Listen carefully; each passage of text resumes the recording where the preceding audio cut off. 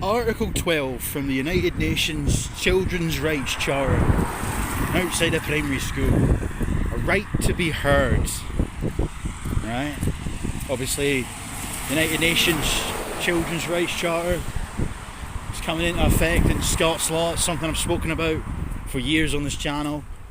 You know, they've got a right to have their views expressed. Children have a right to share their feelings, wishes and opinions in all matters that concern them.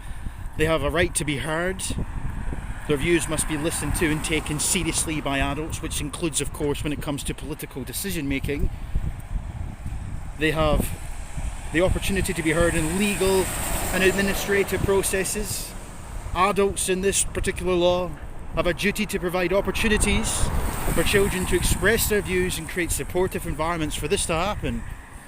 All in all, though, what this basically boils down to, when it says they have a right to be listened to and taken seriously, a right to be heard, is politicising children. It's sort of breaking down the barriers between the differences of adult and child, making children feel that their opinions and their voices are something that should really be taken seriously.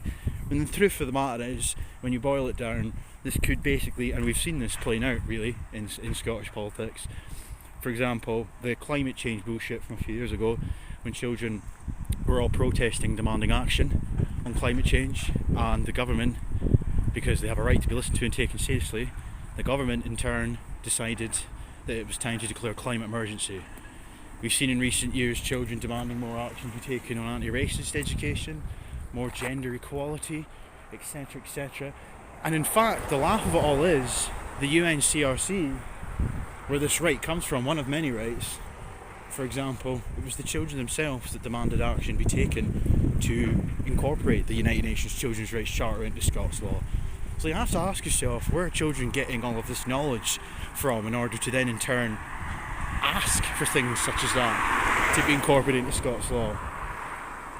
And the other thing I will say is, do you really think children would have their voices and opinions heard if in turn they were saying polar opposite to what's expected of them?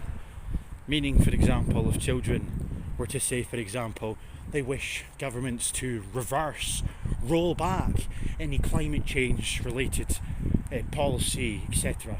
Do you think they'd be listened to and taken seriously then? No, of course not.